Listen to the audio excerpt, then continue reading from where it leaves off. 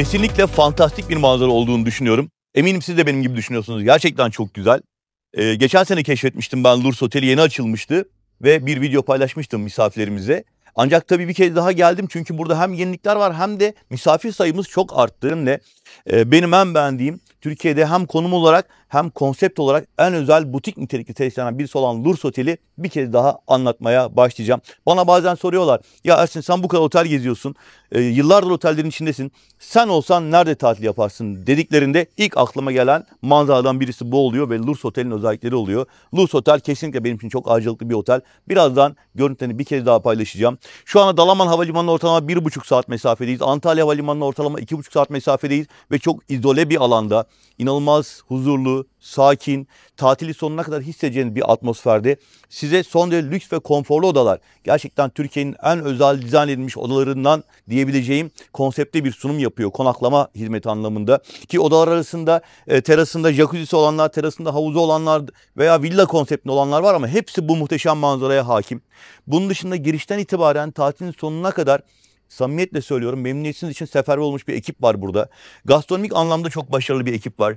Akşam saatlerindeki alakart restoranında hem Türk hem dünya mutfağından hem deniz mahsulleri, balık menülerinden çok güzel seçenekler sunuyorlar. Gün içerisinde beach kulüp bölümünde de bir dekoratif havuzu var. Orayı bu sene yaptılar, kışın yaptılar. Özellikle göstermek istiyorum size. Oranın da manzarası muhteşem ve denize birkaç adım mesafede. Bu anlamda orada yine sinek menülerle, gün içerisinde menülerle, özellikle Lures pizzası muhteşem. Mutlaka deneyimlemeniz lazım. Bunları size göstereceğim. Oda keşfimizi yapacağız. Ve Lurs Oteli samimiyetle bir kez daha size tavsiye etmek istiyorum. Misafir memnuniyet puanlarını da değerlendireceğinizi biliyorum. Benim tavsiyemi de değerlendireceğinizi biliyorum. Burası kalabalıklardan uzaklaşıp gerçekten yediğinizin, içtiğinizin tadına varacağınız, eşinizle sohbetin tadına varacağınız ve dinlendiğinizi hissedeceğiniz bir ortam sunacak size. Ve bununla ilgili isterseniz keşif yoluna başlayalım. Lobi resepsiyon alanına geçelim. İlk otele giriş aşamasında karşılama bölümünden itibaren burada size sunulan ortamları ve genel anlamda alacağınız servisi ifade etmeye çalışalım. Sonra da rezervasyonlarınızı tabii ki bizler memnuniyetle bekliyoruz diyelim. Tatilim ekibi olarak, ETS Tur'un yetkili satışhanesi olarak Lurs Otel, Kalkan'ın ve bu bölgenin, Antalya bölgesinin en özel tesislerinden bir tanesi. Biz de değerli taleplerinizi memnuniyetle bekliyoruz. Hemen zaman geçirmeden lobi alanına geçiyorum. Karşılama bölümünden başlayacağım ve Lurs Otel'i bir kez daha sizlerin değerlendirmesini sunacağım. Buyurun başlayalım.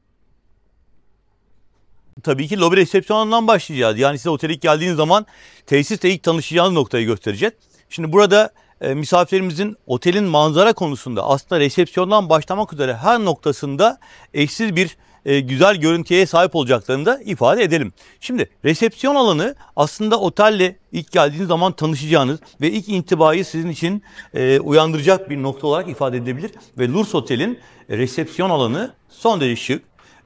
Minimalist modern bir dekorasyon anlayışıyla rahatlatıcı bir atmosferle sizi bekliyor. Gördüğünüz gibi dinlenme koltukları, check-in işlemlerinizi burada yaparken arkadaşlarımız da şampanya ikramı yapıyorlar. Kurabiyeleriniz, şampanyalarınız veya güzel yeşil elmanız var. Alkol içecek kullanmıyorsanız yine meyve suyunuz veya serin içecekleriniz ikram ediliyor. Son derece serin, son derece modern, şık, hoş dekorasyonlu, rahatlatıcı atmosfere sahip bir bölüm burası.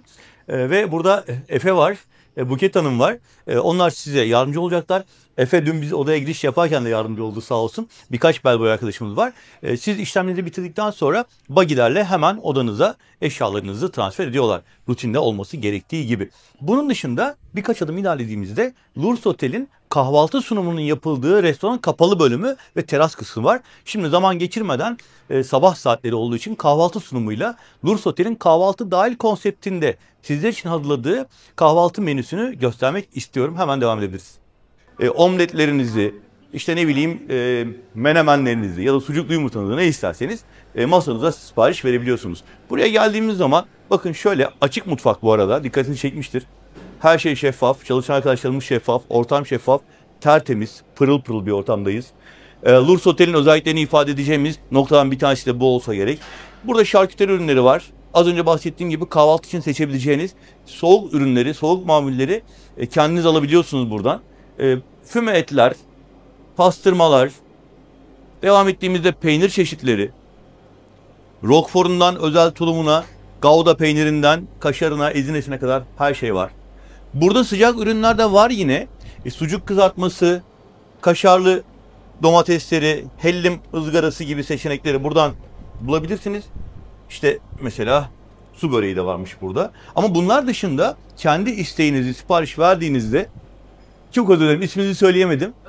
Özlem Hanım yardımcı olacak. Diğer ekip arkadaşımız yardımcı olacak. Misafirlerimiz masalarında kendi zevklerine göre omlet siparişlerini verebilirler değil mi Özlem? Evet, tabii ki. Harikasınız. Çok temiz, pırıl pırıl görünüyor. Ellerinize sağlık. Kolay gelsin. Burada söğüşler var. Hemen şurada gösterelim İbrahim. İşte bal, kaymak, diğer tatlı sunumların olduğu, kuru meyvelerin olduğu ve kuru yemişlerin olduğu, bademiniz, ceviziniz, onlar burada. Bir bölüm daha var göstermek istediğim. Yine tercihine göre seçebileceğiniz. Bakın burada kruvasanlar var. Hepsi burada yapılıyor. Simitler, ekmekler, tost bölümü. Burada da meyveler ve yine keklerin olduğu bölüm var. Tamamen minimalist. Zaten otel butik nitelikli olduğu için çok az sayıda misafir var. Dolayısıyla sizler buradaki seçimleri yapabilir veya arzu ettiğiniz başka bir ürün var ise sipariş verebilirsiniz. İbrahim şöyle karşıya geçelim ve bu tarafa doğru dönelim misafirleri rahatsız etmeden. İsterseniz kapalı alanda, isterseniz dışarıdaki teras bölümünde oturabileceğinizde patlattıktan sonra tekrar yavaş yavaş dış alanları keşfetmek üzere sonsuzluk havuzunun olduğu yere doğru ilerleyebiliriz. Kahvaltı sunumuyla ilgili büfeyi gösterdik ama size ortamı göstermek için sağ olsun arkadaşlar bize bir de masa hazırladılar. Rahime Hanım, Araf kardeşim sağ olsun bize yardımcı oldular. Özellikle manzaranın kahvaltınıza eşliği konusunda biz bunu göstermek istedik. Tabii ki isterseniz içeride klimalı bölüm de var. Şimdi biraz da yavaş konuşmaya çalışıyorum. Misafirler de kahvaltılarını alıyorlar. Burada 2, 4, 5, 6 kişilik bir ekip var. Arkadaşlarımız misafirlerimize anlık olarak çaylarını, kahvelerini ve özellikle sıcak menülerinizi, yumurtanızı, omletinizi sizin siparişinize göre hazırlıyorlar. Burada esas olan şu, sunumun kalitesi, tabakların, fincanların, yiyeceklerin kalitesi zaten tartışmasız, gerçekten çok başarılı. Bunları bir kenara koyuyorum. Ama bunların hepsinin Lurs Otel'in ambiyansıyla bütünlük halinde sunulması, sessizlik, güzel manzara ve keyifle tadına doyacağınız bir sunum yapılıyor olması. Şu anda benim sesim aslında ortamı biraz rahatsız ediyor olabilir. Elimden geldiği kadar sessiz konuşmaya çalışıyorum. Bir an önce tamamlayacağım ama size genel ambiyansı göstermek, anlatmak istedim. Lurs Otel'de güne böyle güzel bir kahvaltıyla başlayabileceğinizi kısaca özetlemek istedim. Birazdan aşağı indiğimizde hem gündüz saatlerindeki sinek sunumları hem de akşam saatlerinde Türk ve dünya mutfağından lezzetleri sunulacak alakart restoranı ayrıca bahsedeceğim. Lurs Otel'de tatiliniz sırasında hiç dışarıya çıkmaya gerek duymadan gastronomik anlamda çok başarılı bir ekip hizmet veriyor. Son derece lezzetli hem yiyecek hem içecekler, çok güzel kokteyller, alkol sunumlarının size için hazırlanacağını da şimdiden söyleyebilirim. Kahvaltıyla başladık. Birazdan platformlar üzerinden denize girmeye başladı misafirler. Oradaki hizmetleri de ayrıca göstereceğim. Açılış konuşması yaptığımız yerden tekrar keşfime devam ediyorum. Giriş bölümü, kahvaltı bölümü. Şimdi yavaş yavaş aşağı ineceğim ve beach kulüp bölümündeki hizmetleri göstereceğim size. Ama sonsuzluk havuzu olan yere misafirler kalabalık olmadan bir kez daha böyle bir detaylı görüntü almak istedim.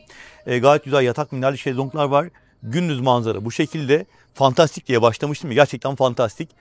Şu anda acayip canımız çekiyor. Bir an önce çalışmayı bitirip havuza girmek istiyoruz. Bu arada hava sıcaklığı şöyle söyleyeyim size, aslında Antalya bölgesine, işte Berek, Kemer, Side, Alanya bölgesine göre biraz daha rahatlatıcı, daha kuru bir hava var. Nem oranı daha düşük. Hemen terlemiyoruz. Oradayken çok daha hızlı terliyorduk. Birazcık sıcakladığımız zaman arkadaşlarımız hemen içecek bir şey ikram ediyorlar zaten bize. Emre kolay gelsin. Şimdi buradaki bar sabah saat 9.30'da açılıyor, akşam saat 6'ya kadar. Ama bence akşamki kapanış saatini sunset'e kadar uzatmaları lazım. Onu konuşacağım birazdan. Çünkü gün batımında burada kokteyl içerek hizmet almak isteyecektir misafirlerimiz. Öyle mi Emre? Gün batımı kaçta? Saat 7.30-8'de gün batımı. Ama 6'da kapatıyorsanız nasıl ben kokteyl alacağım? Onu bir konuşmamız lazım bence. Ellerine sağlık. Emre kardeşim burada güzel bir serinletici kokteyl hazırladı. Bu arada otelin konsepti oda kahvaltı. Yani kahvaltı menüsünü gösterdik. Bunun dışında alacağınız hizmetler ekstra olacak. Burada gördüğünüz bar dışında aşağıda bir tane daha bar var. Orayı da göstereceğiz size. Emre kardeşim sağ olsun. Bunu bana ikram etti. Abi yoruluyorsun dedi. Sağ olsun kardeşim. Teşekkür ederim. Bu arada ben aslında konuşma bitirdikten sonra içmek istiyorum. Burada rahat, böyle beyaz minderli, gayet keyifli dinlenme anları var. Akşam saatlerine geldiğinizde buraya doymak mümkün değil. O yüzden akşam bir daha geleceğim. Burada bir daha anlatım yapacağım. Burayı size bir daha göstereceğim. Gerçekten muhteşem. Bu havuzu sadece otel misafirleri kullanabiliyor.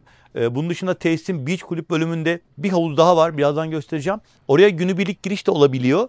Ama günübirlik gelen, tabii ki kontrollü belli bir referansla gelebilen misafirleri alıyorlar. Bunun dışında o misafirler buraya gelemiyorlar. Burası sadece konaklayan misafirlere ait çünkü. Tekrar diyeyim, artı 16 yaş konseptinde. Öyle inanılmaz keyifli. Bol bol anlatmak istiyorum ya. Ben susayım, görüntüler konuşsun. İbrahim göster.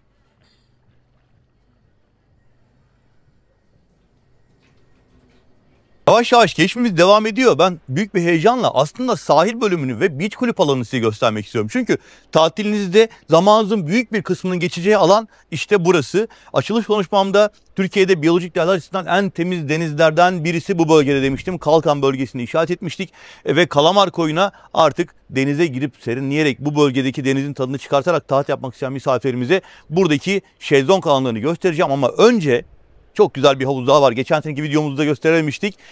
Lurs Otel'in ikinci havuzunu anlatmak istiyorum size. Burası da aynen yukarıdaki havuz gibi sonsuzluk özelliği olan, sonsuzluk manzarası özelliği olan, infinity pool özelliği olan son derece dekoratif bir havuz. Pırıl pırıl seramikleriyle çok hoş bir görüntü. Ve burada tatil yaparken, özellikle havuz keyfi yaparken de, deniz keyfi yaparken de iyi ki buradayım diyeceğiniz bir ortam sunuyor size. Haksız mıyım? Gerçekten çok güzel. Benim burada olmayı, burada tatil yapmayı istemem için çok sebep var. Burası onlardan sadece bir tanesi. Denize girdikten sonra sadece şöyle bir 10-15 metre mesafede havuza gelebilirsiniz. Havuzda dinlenebilirsiniz. Şezlonglarınızda, masalarınızda keyif yapabilirsiniz. Hemen yan tarafta çok güzel bir restoran var. Birazdan orayı göstereceğim size. Çok nitelikli bir bar var. Oradan bahsedeceğim. Ekip zaten muazzam. Hem mutfakta hem serviste çok başarılı bir ekip var. Onlardan da bahsedeceğiz. Ama şu görüntüyü bol bol göstermek istiyorum. Hemen ön tarafta yatak minderli şezlonglar da var. Onları da istersen İbrahim böyle gel abicim. Aşağı doğru denize mesafemizi de gösterelim. Platformlar üzerinde, ahşap platformlar üzerindeki şezlongların hepsi yatak minderli. Üzerinde havlu örtüleri var. Çok konforlu, çok rahat. Sağ tarafa doğru uzanan geniş bir alanda aşırı sıkışık olmayan bir dinlenme alanı sunuyor size. Ve bu şekilde bir beach kulüp konsepti drone ile görüntülerde ekleyelim. Ve size ilk fikri vermiş olalım. Bunun dışında hemen şurada sol tarafta pavilyonlar var. Ekstra bir ücret karşılığı oradaki pavilyonları da kullanabiliyorsunuz. Kendi içlerinde bir menü dahilinde size hizmet veriyor.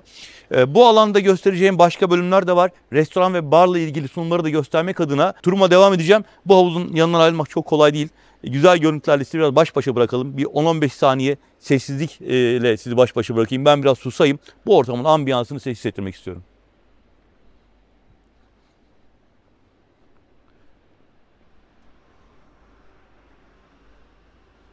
Bu havuzu da yeterince gösterdiğimi düşünüyorum. Şimdi diğer hizmet alanlarından tabii bahsetmemiz lazım. Merak ettiğiniz bölümleri göstermek istiyorum. Ve sahile doğru, daha doğrusu denize doğru yaklaşırken platformlar üzerinde son derece konforlu, bohem tarzda rahatlatıcı dekorasyonuyla hem koltukların olduğu, hem bistro masalarının olduğu, hem de çok sayıda şezlongların olduğu bölümleri buradan göstermek istiyorum. Şezlongların geçen sene tabii bu platformların genişletildi. Şezlonglar daha rahat bir şekilde misafirlerin kullanımına sunuldu. Ve bu alanda özellikle denizin parlaklığını, temizliğini, güzelliğini göstermek üzere daha da yaklaşacağım. Ama önce isterseniz şöyle bir dönelim. Bu arada bütün bu alanlarda Wi-Fi hizmeti var. Misafirlere ücretsiz, yüksek kalitede Wi-Fi hizmeti sunuluyor. Restoran kısmı ve bar kısmı burası beach kulüp konseptinde. Yine öğleye doğru güzel müzikler eşliğinde, bohem müzikler eşliğinde size güzel menüler de sunuyorlar. Otelin konsepti oda kahvaltı olduğu için elbette burada alacağınız yiyecekler, içecekler ekstra olacaktır. Bunların fiyatlarıyla ilgili de fikir vereceğim size. Ve akşam saatlerinde bu gördüğümüz alan hem Türk mutfağından hem dünya mutfağından lezzetlerin sunulduğu bir alakart restoran olarak da hizmet veriyor. Gündüz saatlerinde güzel snack menüler, örneğin Lures Pizza muhteşem, kesinlikle denemelisiniz. Akşam saatlerinde de çok güzel antrikotlar, levrek ızgaralar, dana kaburgalar, çökertme kebabı gibi birçok farklı seçeneği burada Ege mezeleri gibi güzel lezzetler eşliğinde alabilirsiniz. Şimdi siz bu videoyu izlerken tabii şeyi merak ediyorsunuzdur. Ya tamam biz oda kahvaltı kalıyoruz. Kahvaltı konsepti dahil onu gösterdiniz. Buraya geldik. Denize giriyoruz, yüzüyoruz, tatil yapıyoruz. Bir şeyler içmek istersek, bir şeyler yemek istersek az önce bahsettiğim menülerin fiyatları nedir diye merak ediyorsunuzdur. Öncelikle ortamın, ambiyansın, rahatlığını, konforunu, ne kadar yüksek kalite sunduğunu gösterdikten sonra birazdan size sunacağım fiyatların da genel tatil noktalarına göre nominal seviyede olduğunu şimdiden söyleyebilirim. Bunların detaylarını size paylaşmak istiyorum. Lurs Otel'in konumu itibariyle bütün noktalarındaki manzara gerçekten çok güzel. Şu anda sinek sunumlarının yapıldığı restoran bölümündeyiz. Bir tarafımızda bar var. Son derece geniş içerikli bir bar burası. Ve lacivert, çok güzel bir deniz manzarası. Birazdan denize giriş aşamasını da göstereceğim size.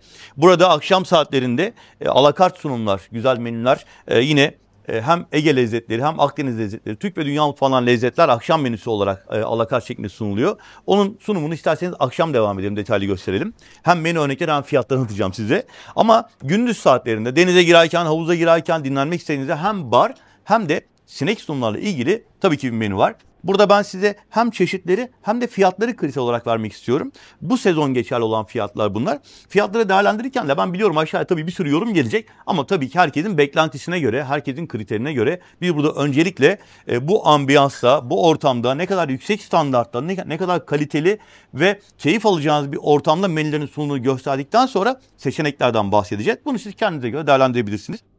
Bu anlamda seçeneklerde tabii pizzalar, makarnalar, sokak lezzetleri, bowl'lar, bir sürü seçenek var. İçecekler var. Şöyle aslında en popülerlerden gidelim isterseniz. Bakın mesela pizzalar ortalama mesela lahmacun 350'den başlıyor ve en pahalı pizzası 900 liraya kadar çıkıyor. Lures pizza. Bunun arasında 600-650 liraya da pizza çeşitleri var. Ana yemeklerde hamburgerler ortalama 700 liradan başlıyor 900 liraya kadar çıkıyor. Şinitzeller işte 600-800 lira civarında. Karides bowl'lar inanılmaz güzel. Kesinlikle deneyimleyebilirsiniz. 650 lira. Salatalar yine 500 ila 650 arasında değişiyor. Bunun dışında makarnalar ortalama 600 lira civarında değişiyor. Sokak lezzetlerinde tavuk parçaları veya sandviçler var, kalamarlar var. Bunlar yine 450 ila 600 arası değişiyor. Ve içecek konusu yine en çok merak edilen konulardan bir tanesi. Tatil yapan misafirlerimiz, özellikle her şey dahil otel yerine dışarıda zaman geçiren misafirlerimiz fiyatları kaliteli noktalarda işte Bodrum'da, Kaş'ta, Kalkan'da, Çeşme'de, Marmaris'te 3 aşağı 5 yukarı biliyorlar. Burada mesela bira 300 lira. 50'lik şişe biradan bahsediyoruz. Bunun dışında çaylar, kahveler 60 liradan başlıyor. Bence böyle bir ortam için nominal. Tekrar ediyorum, siz kendi yorumunuzu yapabilirsiniz. Ama bu yorumu yaparken misafirlerin her birinin farklı beklentisi olacağını, herkesin farklı bütçesi olacağını, herkesin farklı kriteri olacağını da lütfen hesaba katın. Burada son derece ayrıcalıklı bir ortamda olacaksınız ve 50-60 liraya çay içeceksiniz. Yani artık değerlendirme size ait. Bence son derece nominal fiyatlar. Mesela rakı içmek isterseniz hemen şöyle bulmaya çalışıyorum. Rakıları hızlı şekilde görmeye çalışacağım. Mesela litrelik rakıyı 2500 liradan başlayan fiyatlarla açtırabiliyorsunuz. Bunlar tabii örnek olarak gösterdim size. Geniş bir menü var. Fiyatların ortalama olduğunu düşünüyorum. Ve Lurs Otel'in böyle keyifli bir ortamda misafirini gündüz saatlerinde sunduğu menüleri kısaca göstermiş oldum. Akşam saatlerinde burada yine nefis bir gün batımı eşliğinde alakart olarak sunulan restorandaki menüleri fiyatları da ayrıyeten göstereceğim. Ki onun içinde yine hem Türk mutfağından hem dünya mutfağından lezzetler sunuluyor. Yani çökertme kebabından dana kaburgaya, kuzu incikten işte ne bileyim deniz mahsullerine, Ege otları menülerinden güzel salata çeşitlerine kadar her şeyi alakart olarak sipariş verebiliyorsunuz. Bence burada tatil yaparken dışarı çıkmada hiç gerek yok. Çünkü Kalkan'a herhangi bir yere gitseniz bile bu fiyatların çok üzerinde karşılaşacağından emin olabilirsiniz. Kriteri böyle değerlendirmenizi rica ediyorum sizden. Bu bölümü anlattıktan sonra isterseniz güzel bilgi bölümü oldu, güzel bir yorum bölümü oldu. Fiyatları da kısaca bahsettik. Bu sene geçerli dedik. Aşağı kadar inelim ve denize girme bölümünde gösterelim, platformları gösterelim ve sonra odalara geçeceğiz öğleden sonra. Şimdi artık yavaş yavaş misafirlerin denize girerken kullandığı platformları, merdivenleri ve yukarıdayken bahsettiğim özellikle temizlik açısından Türkiye'deki biyolojik değerlerle ölçüldüğünde en temiz denizlerden birisi olan Kalkan, Kalamar Koyu manzarasını sizlere sunuyorum. Tabii ki bu alanda platformdan denize giriyorsunuz ve çok sayıda böyle merdivenler var. Platformlar yüksek kalitede, rahat ve keyifli kullanacağınız şekilde hazırlanmış. Çok sayıda şezlonglar var.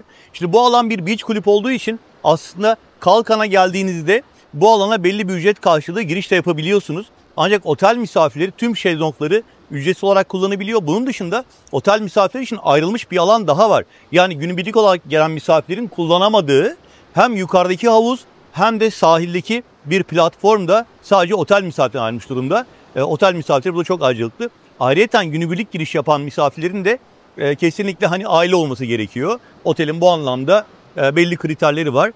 Yani özellikle cumartesi günleri DJ partilerin de eşlik ettiği bu keyifli alanı hem denize girerek hem güneşlenerek hem de su sporlarından faydalanarak değerlendirebilirsiniz. Genellikle çok dalga olmayan bir bölümdür. En fazla hani bu kadar dalga oluyor çünkü bir koyun içindeyiz.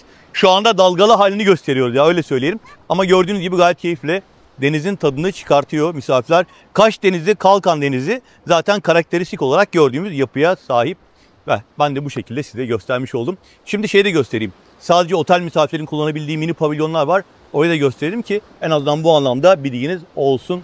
Plaj bölümünde bu şekilde anlatmış olalım. Şu anda bulunduğumuz bölümde gördüğümüz mini pavilyonlar otel misafirlerine ücretsiz olarak sunuluyor. Yine çok sayıda pavilyon ve hemen devamında şezlonglar var. Drone görüntüye de bolca fikir vermeye çalışıyorum size. Ücretli olan pavilyonlar da var yukarıda. Daha büyük kabanalar var. Ama şurada gördüğümüz mini pavilyonlar otel misafirlerine ücretsiz olarak sunuluyor. Bir an konuşamadım. Ve buradaki yine merdivenli bölümden denize girebiliyorsunuz. Hem şezlongların olduğu alanları hem mini pavilyonların olduğu alanları tüm misafirler kullanabiliyorlar. Bunun dışında bir bilgi daha vereceğim. Bakın şurada gördüğümüz zillere bastığımız zaman da garson çağırabiliyorsunuz. Arkadaşlarımız gelip sizden sipariş alabiliyorlar. Tekrar diyeyim, otel konsept oda kahvaltı olduğu için benim size az önce anlattığım menü dahilindeki yiyecekler, içecekler belirlenen ücretlerde misafirlerimize sunuluyor. Tabii bir de shuttle hizmetinden bahsetmek istiyorum. Burada hizmet alan misafirlerimiz, Lurs Beach'te konaklayan misafirlerimiz Kalkan'a gitmek isterlerse bu gördüğümüz tekne ile ücretsiz olarak gün içerisinde gidiş ve dönüş olmak üzere shuttle hizmet alabiliyorlar. Bu da yine otelin misafirine sunduğu güzel bir hizmet olarak videomuzun bir kısmına böyle eklemek istediğim beach kulüple ilgili. Kalkan'ı gezmek isterseniz hiç dolmuşa, otobüse, taksiye binmenize gerek yok. Gayet güzel. Ve şimdi Lurs Otel'in bir de barını göstermek istiyorum size. Tamam, ortam çok güzel, menüler çok güzel. Ama bir şey içmek istediğinizde bunun ne kadar nitelikli sunulduğunu göstermek için Ali'yi hatırlayanlar zaten ne demek istediğimi anlayacaktır. Ali, nasılsın kardeşim, iyi misin? Tabii önceden tanışıyoruz. Gerçekten konusunda uzman, çok deneyimli bir arkadaşımız. Ve enfes kokteyller yapıyorlar burada. Şimdi bu anlamda tabii damak zevkinize bağlı olarak siparişler verebilirsiniz. Bunlar içerisinde Ali'cim ne yaptık? Bu Shangri-La. Sangria'mız Çok meyveli, güzel. İçinde Güzel bir İspanyol kokteyli. Evet, doğru mu abi? Doğru. Burada bir frozen yaptık. Bu neyli? Bu da çilekli ve alkol olarak ne var onda? olarak rom kullanıyoruz. Romla çilekle bir frozen. Göre. Enfes görünüyor ya. Dondurma gibi oldu valla. Evet. Orman meyveleriyle. Bu neydi Ali? Bu da tequila'mız. Tequila Sunrise mı? Yok, bu yeni California. Tequila California. Evet. Çok orijinal görünüyor, güzel görünüyor. Bilen barmen arkadaşlarımız var mı bilmiyorum ama yeni çıktı. Senin özel imza kokteylin o zaman bu. Abicim ellerine sağlık. Burada ben yine menülerle ilgili sabah biraz fikir vermiştim. Kokteyllerde ortalama 500'dan başlıyor, 1500'e kadar gidiyor. Diğer bira tarzı içecekler ortalama 300 lira. Yani Becks'ti, Miller'dı, onları söylemiştim ama bir daha söyleyeyim. Efes'ti, bunlar 300 liradan başlıyor. Genel anlamda tabii keyfinize bağlı olarak premium birçok marka alkol içecek sipariş verebilirsiniz. Hepsinin fiyatları farklı. Yine genel anlamda burada geniş bir konsept olduğunu söyleyebilirim. Ama esas söylemek istediğimiz burada aslında çok işin ehli bir ekibin olduğu. Ortam gerçekten çok üst segment. Gelen misafirler de öyle. Ağırlıklı olarak zaten burayı bilen, keyfine düşkün, biraz acılıklı olmayı hisseden misafirler buraya geliyorlar. Bu anlamda şöyle dönerek biraz yoğun ama kimseyi de rahatsız etmeden nasıl kalabalık bir ekip var onu da gösterelim. Snack menülerin sunulduğu sabah saatlerinde sunum yapmıştım. Şu anda masalar hep dolu zaten. İbrahim geriye doğru şöyle çok da rahatsız etmeden bir gösterelim. Bizim F&B müdürümüz de var burada. Kolay gelsin kardeşim, nasılsın? Teşekkür ederim, siz nasılsınız? Sağ ol, ismini söyleyemedim, kusura bakma ya. İbrahim ben. İbrahim kardeşim de bizim yeme içme müdürümüz. Adaşında çekiyor, video çekiyor. Tabii ki. Sonra burada var, neydi adı? Satana. Satana arkadaşımız var. Merhaba. Satana bu beach'in, club'ın öyle söyleyelim. En aktif, enerjisi en yüksek arkadaşlarımızdan birisi. Kolay gelsin. Teşekkür ederim, sağ olun. Ekip gerçekten çok konusunda uzman. İbrahim kardeşim kaç yıldır bu işi yapıyorsun? 24 yıldır bu sektördeyim. Harikasın. 24 yıldır aktif olarak devam etmekteyiz. Evet. Bu konseptte de yaklaşık bir 10. yılımız. Ekip arkadaşlarım olarak en iyi hizmeti vermek, misafirlerimizi memnun etmek, elimizden gelen bütün desteği vermek ekip adına, otele katkıda sağlamak tabii ki. Bir şey söyleyeceğim. Çok zor beğenen bir kitle var şu anda burada. Gerekli servisimizi, gerekli imkanlar, elimizdeki olan imkanlarımızla en iyisini vermeye çalışıyoruz. Ben çok başarılı buldum söyleyeyim. Bugün akşam saatlerinde yemek menülerini çekeceğiz bu arada. Tabii ki. O menüye de baktım. Gayet güzel. Yani çökertme kebabından kuzu inciye kadar, evet, levrek filetodan ne bileyim bir sürü. Başlangıçlarımız, soğuk başlangıçlarımız, sıcak başlangıçlarımız, ana yemeklerimiz. Ya dünya mutfağı, balık yemek isteyen misafirlerimize, et yemek isteyen misafirlerimize, makarna tarzı yemek isteyenlere tabii ki yardımcı oluyoruz. Dünya mutfağı olduğu için her kitleye servis yapabiliyoruz. Sizle de tanışmış olduk, misafirlerimle tanıştırmış olduk. Başarılar diliyorum. Çok teşekkür ederim. Ben teşekkür ederim. Sağ olasın abi. Kolay gelsin. Sağ ol. Evet, bar bölümü de böyle gayet hareketli, gayet profesyonel bir ekip. Gayet de hareketli bir şekilde servis veriyorlar. Kısaca burayı da göstermiş olduk. Manzaraya tekrar dönelim mi? Lurs Otel'de öğle yemeği zamanı. Çekimlerimize sabahtan beri devam ediyoruz. ve yemek molası zamanı geldiğinde biz de Beach Kulüp'te Sinek Restoran'da siparişlerimizi verdik. Size menüyle ilgili seçimleri okumuştum. Fiyatlarla ilgili fikir vermeye çalışmıştım. Şimdi biz de Sinek Restoran'da sizlere tavsiye ettiğim Lurs Pizza'dan söyledik. Kaburga etli, yine üzerinde rokasıyla, parmesan peyniriyle, yine mozzarella ve barbekü sosla kullanılmış. Çok lezzetli. Dayanamadım, bir dilim götürdüm bile. Vallahi acıkmışım demek ki diye. Yanında biz karides bol söyledik. Burada da avokado ve kaya koruğu. Yine altında çeşitli güzel lezzetli seçenekler var. Ve kalamarımız var. Yanında da balık parçalarımız var. Fish and chips gibi yapalım istedik bir taraftan da. Biraz karışık oldu ama çok acıkınca böyle ne söylediğimi bilemedik bir anda, öyle söyleyelim. 2 kişi için gayet yeterli bir menü oldu. Yani pizza bile tek başına, yanında patatesiyle, balığıyla, işte birasıyla çok rahatlıkla doyurucu bir seçenek olacaktır. Akşam saatlerinde burada bir de alakart menü paylaşacağım sizlerle. Fiyatlarla ilgili ben yine az önce yaptığım sunumda biraz fikir verdim size. Yani ortalama şu masa 2000-2500 arasında bir rakama denk geliyor. Bu anlamda tabii ki değerlendirmesi size ait olmak üzere göreceli olarak böyle kaliteli bir ortamda, lüks bir ortamda, yüksek standartta sunumlarla ortalama fiyatlar olduğunu söyleyebilirim. Tabii ki fiyat konusu herkes için farklıdır. Herkes birbirinin bütçesine sahip olmadığı, birbirinin beklentisine, birbirinin zevkine sahip olmadığı için bu konuyu açık bırakıyoruz. Ve akşam saatlerinde yemek büfesinde görüşmek üzere diyeceğiz. Biraz böyle güzel görüntüler paylaşacağız Lurs Otel'de. Sonra akşam saatlerinde burada yemek ortamının ne kadar keyifli olduğunu göstermek için alakart saatini bekleyeceğiz. Tekrar görüşmek üzere. Lurs'ta odaları keşfetme zamanı geldi. Birbirinden farklı 6 kategoride ve birbirinden özel ayrıcalıklar sunan odalara sahip Lurs Otel. Bunlar içinden kendi beklentinize göre, kendi bütçenize göre, kendi keyfinize göre seçim yapabilirsiniz. Mesela böyle kendi özel havuzu olan suite odalar var. Hemen arkadaki blokta superiorlar, deluxe'ler veya penthouse odalar var. Özellikle balayı çiftlerinin dikkati çekici çok özel odalar olduğunu, eşiyle beraber gelen misafirimizin güzel zaman geçirmek için tercih edebilecekleri özel konseptli odalar olduğunu daha şimdiden söylemek istiyorum. Buradaki bölüme geçtiğimiz zaman ilk kategoride superior bir oda göstereceğim size. Otelin genel anlamda sunduğu odalar içerisinde en bas kategoride olan superior'dan başlayacağız. Sonra 2-3 tane farklı oda var. Bunların hepsini size göstermeye çalışacağım. Buyurun lütfen. Çok şık bir alana giriş yapıyoruz yine. Bakın böyle bir blok içindeyiz. Gayet daha giriş bölümündeyken bile titizlikle hazırlanmış bir alan olduğunu ve asansörle odanıza çıkış yapabildiğinizi göstermek için özellikle bu bölümü aldım. Şöyle girdik. 2304'e gidiyoruz. Yani 3. kata gidiyoruz. Devam edelim. Lurs Otel'de odaları keşfetmeye başlıyoruz ve standartların çok üzerinde oda sunumlarıyla superior deniz manzaralı odayla, ki bu oda oteldeki en bas kategori. Şu an en sade odadan başladık. Buna rağmen muhtemelen şey diyeceksiniz. Ersin, en sade odası buysa diğerlerinde neler göreceğiz? Haklısınız. Gerçekten birbirinden özel nitelikte. Standartların çok üzerinde dedim. Aslında benim gezdiğim bütün otellerdeki odaları kıyaslarken Lurs Otel odalarını çok başka bir yere yerleştirmekte fayda olacak. Çünkü birbirini bütünleyen özellikleri var. Mesela en baz bu oda 60 metrekare kullanım alanı ve çok rahat dinlenme alanları sunuyor. Yatak konsepti, oturma alanı, dinlenme alanı hemen hemen tüm odalarda standart bir şekilde televizyon ünitesiyle bütünlük halinde sunuluyor. Dönerek kısaca göstermek istiyorum. Birazdan detaylarını vereceğim. Ve tekrar oradan yatağa doğru dönerek yatak konseptinde çok özelleştirilmiş dokunuşlar var.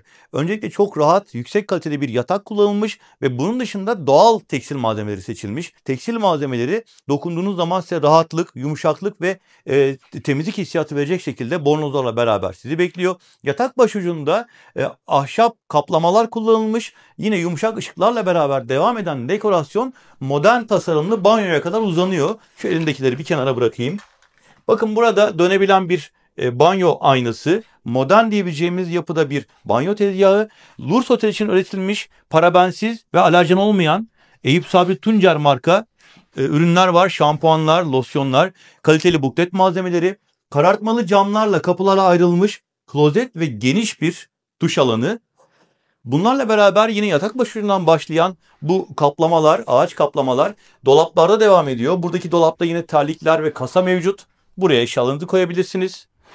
Devam ediyorum. Yavaş yavaş odanın dinlenme alanlarını gösterirken zeminde çok yüksek kalitede mermer desenli krem rengi seramikler kullanılmış ve yine yumuşak renkli bir kilimle de içerinin dekorasyonu tamamlanmış. Yine hem yatak başucunda hem karşıda kullanılan dekoratif dokunuşlarda odaya aslında biraz daha zenginlik katıyor. Burada runik alfabeli böyle biraz farklı dekorasyon amaçlı kullanılmış bir bölüm de var. Tüm odalarda bunları göreceğiz.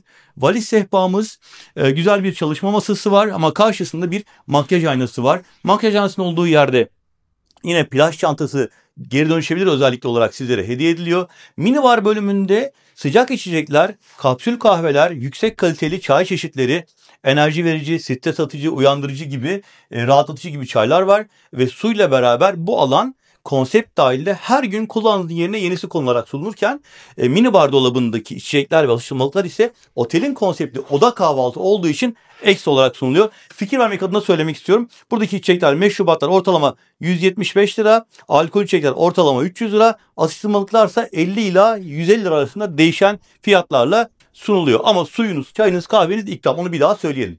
Bunun dışında başka ne söyleyeyim? Mesela televizyonun akıllı TV özelliği var. Üyesi olduğunuz bazı ücretli kanalları burada şifrenizi girerek izleyebilirsiniz.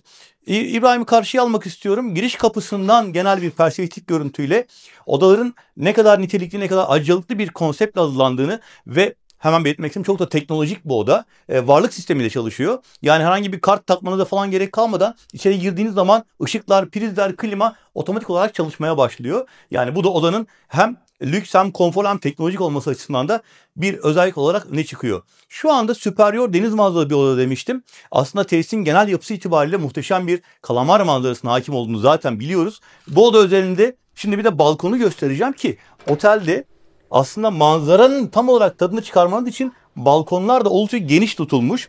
Gördüğünüz gibi tesisteki en baz odanın balkonu bu şekilde. Birazdan gezeceğimiz Deluxe odada balkonda jacuzzi ve oturma grubu dışında şezlonglarınız da olacak. Yani beklentinize göre akşam gün batımı tam bu tepenin arkasından gerçekleşiyor. Yani deniz manzarası, sunset manzarası derken odanızdayken bile deniz manzaralı bir oda aldığınızda, ki oteldeki odaların çok büyük bir kısmı zaten deniz manzaralı, bu manzaranın tadını çıkarmanız için de son derece geniş ve kullanım rahatlığı sağlayan balkonlarla sunuluyor. Bu şekilde Lurs Otel'de ilk odamızı size anlatmış, göstermiş olduk. Tabii ki anlatmayı unuttuğum, atladığım bir nokta var ise lütfen sorular kısmında bana yöneltin. Benim gözlemlediğim kadarıyla hem modern hem bohem, kısmen İskandinav tarzıyla rahatlatıcı bir tarzda hazırlanmış bu odaların nitelikli, size çok büyük keyif verecek odalar olduğunu en baştan söyleyebilirim. Superior deniz manzaralı bu oda dışında birazdan geçeceğimiz Deluxe deniz manzaralı odaya devam edeceğiz. Orada da jacuzzi, şezlonglar ve yine manzara eşliğinde odayı anlatacağız. Bu arada siz de videoyu izlemeye devam ederken beğeni ve abone tuşuna basarsanız, YouTube sayfamda destek olursanız, aşağı güzel bir yorum yazarsanız bu videoları daha fazla misafirimize ulaştığımız için katkı sağlamış olursunuz. Bunun için misafirlerimize, bakın takipçilerimize demiyorum, tüm misafirlerimize sonsuz teşekkürler etmek istiyorum. Bir turizmci olarak da Lurs Otel rezervasyonunuz için aşağıdaki açıklamalar kısmından tatil mekanına ulaşmanızı rica ediyorum. ETS Tur'un yetkili satış ajansı olarak Lurs Otel rezervasyonunuzu memnuniyetle bekliyoruz. Bu manzara beni büyülüyor ya. Bakar mısınız? Kısa bir göz atalım, sonra Deluxe deniz manzaralı odaya geçelim. Lurs Otel'de şimdi Deluxe kategoride bir oda anlatacağım size. Deluxe deniz manzaralı jacuzzi'li bir odaya geldik. İlk anlattığımız oda superior bir odaydı. 60 metrekare kullanım alanı vardı. Ama şu anda geldiğimiz Deluxe deniz manzaralı jacuzzi'li odada ise 90 metrekare kullanım alanı var. Tasarımı ve genel dekorasyonu superior'la aynı olduğunu zaten görüyorsunuz. Yatak konsepti, oturma grubu, televizyon ünitesi, minibar konsepti adım adım göstereceğim ama bu odanın esas özelliğinin terasına çıktığınız zaman enfes bir manzara, yine Kalamar Koyu'nun özellikle akşam saatleri gün batımı manzarasında eşsiz olduğunu hatırlatarak ilave etmek istiyorum. Jacuzzi'si, şezlongları ve oturma grubuyla beraber sizi beklediğini gösterelim. Yani Deluxe odanın Superior'dan farkı 30 metrekare daha geniş kullanım alanında ve güzel bir teras konseptiyle size hazırlanmış olması. Yine çok yüksek kalitede mermer zemin, krem rengi, çok hoş bir seçim yapılmış. Mobilyalarla, kilimle ve genel tasarımla çok uyumlu bir renk seçilmiş. Yine Superior'da bahsettiğim ifadeleri bir daha kullanacağım. İskandinav dekorasyon anlayışıyla rahatlatıcı, bohem ve modern bir anlayış var burada. Televizyon ünitesinde başlayan doğal dokunuşlar, ahşap kaplamalar. Bakın girişteki dolaplar da aslında başlıyor. Bu arada giriş demişken bu odanın Superior'dan bir farkı daha var. Girişte sol tarafta bir duş ve kloset alanı var. Yani bununla beraber ben size Deluxe odaların Superior'dan bir diğer farkının da aslında 2 tane banyosu olduğunu da göstermiş oluyorum. Bu anlamda her bir bireyin, her bir kişinin ayrı ayrı banyosu olmuş oldu. Bunu da bir köşeye koyarız not olarak. Yine buradaki dolapta çaylar, kahveler, kapsül kahveler ve suyumuz ikram olarak sunuluyor. Her günde eksilerinin yerine yenisini koyuyorlar.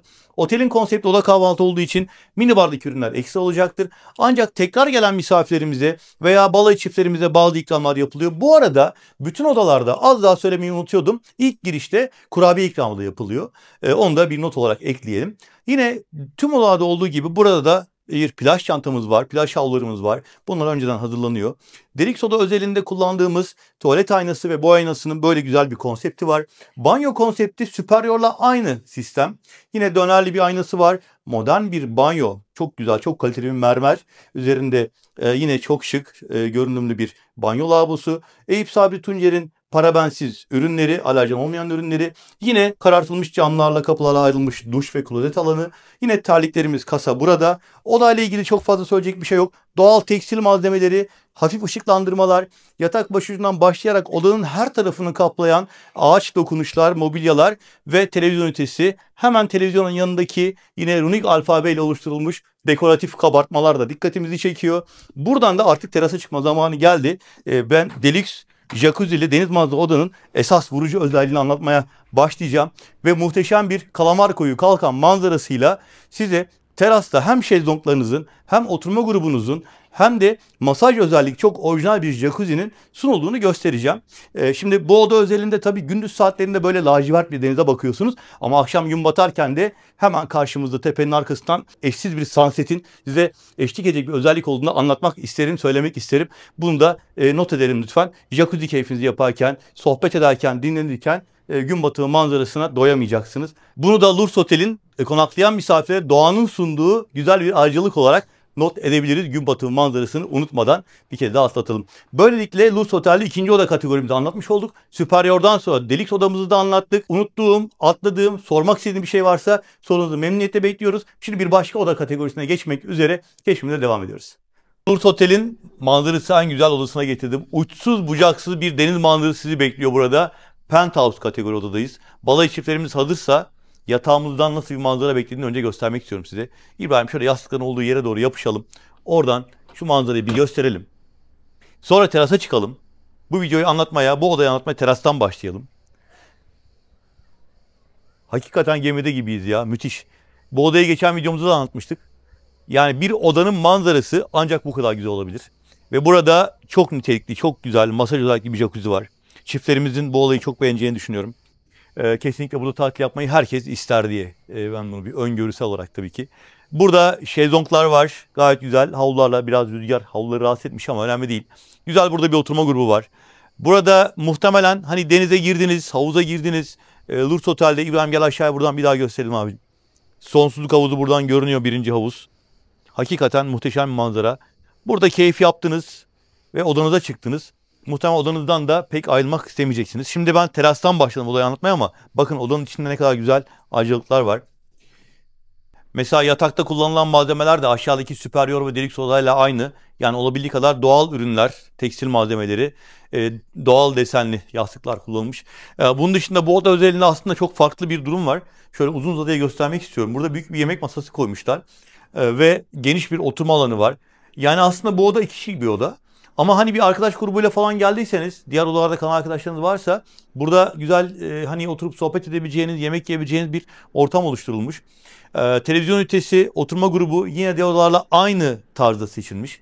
Burada yine çay kahve ikram sunumu, su sunumu günlük olarak onların yenisi konuluyor. Banyosu biraz farklı diğer odalardan. Bunu göstermek isterim. Bakın yatağın arkasına geçtiğimiz zaman yine her tarafta mermer tasarım, mermer tezgahlar, mermer zemin gerçekten çok hoş. Banyonun içine kadar uzanıyor. Burada diğer odalardan farklı olarak Le Labo marka tamamen organik şampuanlar, sabunlar, duş jelleri kullanılıyor. Bunun dışında yine Lurs için özel üretilmiş bukletler var. Tıraş setleri, diş bakım setleri gibi. Duş alanı burası. Bakın burada da yine lelevalar var. Bunlar gerçekten çok yüksek kalitede. Dünyanın en iyilerinden birisi. Tertemiz havlularımız burada. Bornozlarımızı zaten gösterdik.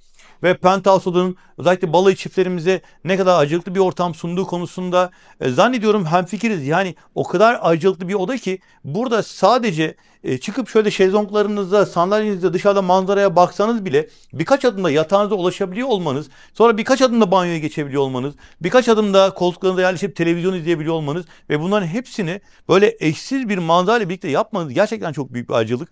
O yüzden Penthouse odayı Özellikle eşiyle beraber güzel zaman geçirmek isteyen misafirimin dikkatine sunalım. Şu güzel manzarayla bu odanın anlatımını sonlandıralım. Merak ettiğiniz sorular varsa odayla ilgili hem fiyat konusunda hem teknik özellikleri konusunda bana ulaşabilirsiniz. Elimden geldiği kadar dikkatle cevaplamaya çalışırım. Ama burada tatil yapmaya karar verirseniz lütfen rezervasyon takdir hakkını bizden yana kullanın. Tatil ekibi olarak, ETS Tur'un yetkili satış ajansı olarak Lurs Otel'deki bu Penthouse odadaki rezervasyonunuza biz talip olmak istiyoruz. Biz gerçekleştirmek istiyoruz ve memnuniyetle bekliyoruz efendim. Şimdi süper odayı anlattık, deluxe anlattık, penthouse oda anlattık. Bir tane de kendi havuzu olan Junior Suite oda anlatmak istiyorum. Özellikle odasındayken havuz keyfi yapmak isteyen misafirlerimize de hitaben böyle güzel bir teras alanı, yine şezlonglar, oturma alanı, dinlenme alanı, havuzunuz, yine kısmi deniz manzarası ve odanın içine girdiğimiz zaman da Junior Suite oda özelinde dekoratif olarak yatak konsepti, oturma grubu, banyo konsepti hemen hemen aynı olmak üzere. Aynı şekilde döndüğümüz zaman televizyon ünitesi ve duvar dekorları aynı olmak üzere. Burada bir başka özellik daha var. Hemen şöyle yaklaşıyorum. Bakın fark ettiyseniz minibar konsepti farklı çünkü burada ayrı bir bölüm var. Şurada bir banyo daha var. Unit suite odaya özel ve burada bir başka yatak odası daha var. Yani bu odayı biraz daha kalabalık gelen misafirimiz 2+1 konaklama, 2+2 konaklama şeklinde otelin onay olmak üzere kullanabilirler. Özellikle buradaki dekoratif küve Junior Suite odaların en simgesel noktalarından bir tanesi.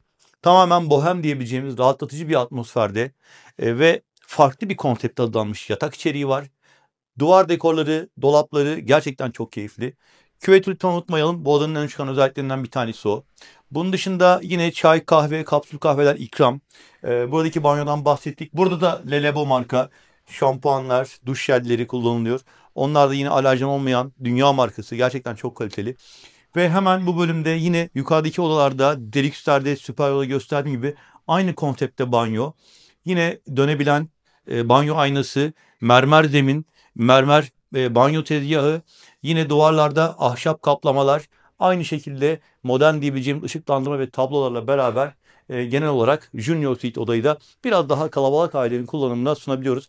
Evet, tabii otel artı 16 yaş olduğu için hani çocuklu aileler için demeyeceğim ama 16 yaşından büyük aile bireyleri var ise bu odayı hani kalabalık aile için önerebiliriz. Direkt odanızdan havuz keyfi yapabiliyor olmanız da güzel bir acılık olarak sizleri bekliyor. Böylelikle Lurs Otel'de bir odayı daha detaylı bir şekilde anlatmış olduk. Artık sizlerin değerlendirmesini sunuyoruz. Lurs Otel'in en önemli ve en güzel özelliklerinden bir tanesi akşam saatlerinde otelin her tarafından eşsiz bir sunset manzarasına, gün batımına tanıklık ediyor olmanız.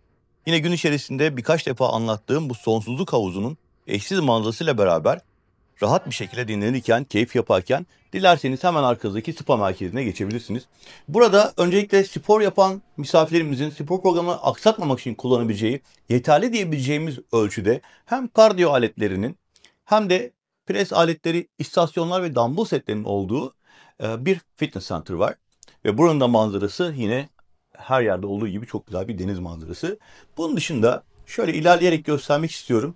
Dinlenme alanından geçeceğim ve hamam, sauna, buhar odası gibi bölümleri tabii ki konsept dahilinde ekstra bir ücret vermeden kullanabileceğiniz ortamlarını göstermek istiyorum. Bakın buraya geldiğimde sol tarafımda buhar odası, sağ tarafta karşısında sauna ve hemen bizim tam karşımızda da bir hamam var. Gayet yeterli diyebileceğimiz ölçüde temiz, bakımlı ve buradaki profesyonel bir ekip var. Onlar da hizmet veriyorlar size masajlarınızda, bakım paketlerinizde. Saunasını gösterdim. Şurası da buhar odası zaten. Bu şekilde. Bunların tamamı konsept dahilinde ekstra ücret vermeden kullanabileceğiniz bölümler. Bir tane de masaj odası göstereyim örnek olarak. Bakın burada dinlenme alanları var. Hamam, sauna, buhar odasını ücret vermeden konsept dahilinde kullanabilirken dilerseniz masaj ve bakım paketi aldığınızda da belli bir ücret karşılığında hemen göstereceğim. Bakın bir de böyle masaj odaları var. 2 tane masaj odası var. Zaten bir butik nitelikte bir otel olduğu için çok kalabalık bir misafir sayısı olmadığı için masaj odaları da gayet temiz bir şekilde hazırlanmış ve misafirin kullanımına sunulmuş. Kısaca göstermek istedim. Bu şekilde yine spa hizmeti almak isteyen misafirlerimizi bekleyen ortamları da sizlere sunmuş oldum. Ve sabah saatlerine başladığımız noktaya bir kez daha geldik. Çünkü Lurs Otel'in en keyifli noktalarından bir tanesi şu anda bulunduğumuz Infinity özellikle bu güzel havuz. Muhteşem bir kalamar koyu manzarası ve birazdan Çok da güzel bir sunset bize eşlik edecek. Ben de bu noktayı bir kez daha size göstermek istedim. Sabah saatlerinde özellikle anlatmıştım. Hemen arkasında fitness center kapalı havuz bölümü var. Yanında bir barımız var ve etrafında da yatak minderli şezlonglar var. Ve Lurs Otel'e kalan misafirlerimiz gün boyunca burada keyif yaptıktan sonra akşam saatlerinde yine gün batımı eşliğinde tatilin tadına varabilecekler diye düşünüyorum. Burayı özellikle gün batımı, sunset anını bir kez daha göstermek istedim. Daha sonra akşam yemeği sunumu için deniz kenarına gideceğiz ve International menüler sunan çok hoş bir restoranı var. Sabah saatlerinde kahvaltı sırasında gösterdiğim restoranın haricinde akşam yemeği için de denize daha yakın bir noktada yemek sunumu ile ilgili size fikir vereceğim. Ama tabii ki bir kez daha özetle söylemek istiyorum ki Lurs Otel'i öne çıkaran en önemli noktadan bir tanesi bu noktada bulunan ki 2 tane havuz var. Yine sabah anlatmıştım, aşağıda denize yakın bölümde bir havuzu daha var. Ama şu anda bulunduğumuz havuzun manzarası gerçekten hani tabiri caizse derler ya ömre bedel. Sessizlik, Kalkan, Kalamar Koyu'nun muhteşem manzarası, ambiyansı, etraftan gelen hiçbir ses yok. Şu anda sadece ben kendi sesimi duyuyorum. Hafif bir rüzgar sesi var. Onun dışında gördüğünüz gibi ortam son derece romantik. Eşinizle beraber burada olmanız için en önemli sebeplerden birisi bu nokta olabilir. Çok konuştum. Biraz da müzik eşliğinde sizi bu manzarayla baş başa bırakmak istiyorum. Sonra akşam yemeğinde görüşürüz. Nefis bir Lurs akşamı, nefis bir Kalkan, Kalamar Koyu akşamı ve burada ben ne kadar ustalıkla hazırlanan tabaklar olduğunu göstermek ve gastronomik anlamda akşam yemeğinde Lurs Otel'deki tatiliniz sırasında başka yere gitmenize gerek duymayacağınız nitelikte kaliteli bir sunum olduğunu göstermek üzere Ahmet Şef'imden rica ettim. Hem onunla sizi tanıştırmak istiyorum hem de bazı tabakları örnek olarak da bize sağ olsun hazırladı. Tabii çok daha çeşitli seçenekler var menüde ama size küçük bir sunum yapmak istedik. Ahmet Şef'im öncelikle teşekkür ederim. Sağ olun. Zaman ayırdınız bize. Biz Lurs Otel'de misafirlerimize diyoruz ki gündüz tatilin tadını, denizin tadını ki çok ayrıcalıklı bir konumdayız. Evet. Muhteşem manzara gösterdik, muhteşem havuzlar gösterdik. Odaların zaten durumu hani, yani benim bunca yıllık meslek hayatımı karşılaştığım en iyi konsept odalar diyebilirim. Ve yine paylaşımlarıma diyorum ki Lurs Otel benim için olmaktan en çok keyif aldığım yer. Şimdi geldik tabaklarımıza. Neler sunuyoruz biz, neler yapıyoruz? Lurs'taki gastronomik anlamda, mutfak anlamında sunduğumuz hizmetin özellikleri neler? Aslında bizim 2 mutfağımız var. Bir öğlen, bir akşam alakart olarak çalışıyoruz. Öğlen biraz daha rahat, misafirlerimizin rahat yiyebileceği yemekler çıkarıyoruz. Akşamsa tam fine dining ağırlıklı, herkese hitap eden menüler yaptık diyelim. Hem Türk mutfağından hem dünya mutfağından, evet, karışık. deniz mahsullerinden yöresel lezzetlerimize kadar. Evet, aynen öyle. Harika. Gündüz saatlerinde biraz daha snack menüler. Sinek menü, evet. Bugün öğle saatlerinde enfes bir Pizza. Lurs pizza siparişi vermiştik. Onda da dana kaburga vardı. Evet. Dana kaburgadan esinlendik. Akşam tekrar böyle bir şey yaptık. Yine çok güzel karides bowl'lar vardı. Sağlıklı tabaklar vardı. Evet. Vegan, vegan ürünlerimiz de var. Evet. Bunun yanı sıra biranın yanında eşlikçi Popcorn karides. güzel Kalamar popcorn tava. karidesler, harika. Çok çeşitli menüler var. Gerçekten burada ekip çok işin ehli. Kaç yıldır bu işi yapıyorsun Ahmet Şef? 17 yıldan beri bu işi yapıyorum. Evet. 7 yıldan beri de yöneticiyim. Harika. Ellerine sağlık. Zaten tabakları görünce biz bir usta elindeydiğini anladık. Çok Neler var mesela? Örnek olarak biz burada ne yaptık? Soğuk başlangıçlardan ahtapot karpaccomuz var. Karpaccomuz var. Üzerinde alioli sos, rezene ve Arap saçı salatasıyla beraber. Hı hı. Çıtır ördeğimiz var ara sıcak olarak. İsli yoğurt, altta da köz biber sos. Bunlar benim imza tabaklarım. Harika. Salataya geldiğimizde deniz börülcü salata. Denizden gelen tatla beraber çileğin ve portakalın ve yoğurt kurusunun ağza dağılan tadı anlayacaksınız. Hafif böyle bir tatlıyla ekşi arasındaki. ekşi arası dokundurduk. Evet. Reyha aromasını verdik. Meyve aromalarını verdik. Çok Ana güzel. yemek olarak da dana kaburga. Şöyle çekeyim. Ağır ateşte 8 saat pişiyor dana kaburga eti. Yağlarından ve kemiğinden tif tif olup ayrılıyor ve altta da Nevşehir'den gelen patateslerle beraber yapılan patates püremiz var. Harika. Yöresel bir lezzet Evet. oldu. Bir dün akşam dana bonfile siparişi vermiştik. Nefisti. Onun yanı sıra benim gözümden kaçmadı.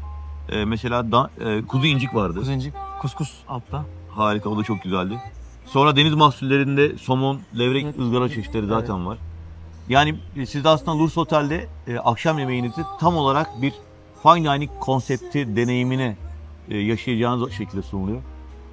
Bu arada ben bir şey söyleyeceğim. Konuyla alakasız ama şu anda en sıcak günleri yaşıyoruz. Evet, çok sıcak. Türkiye yanıyor.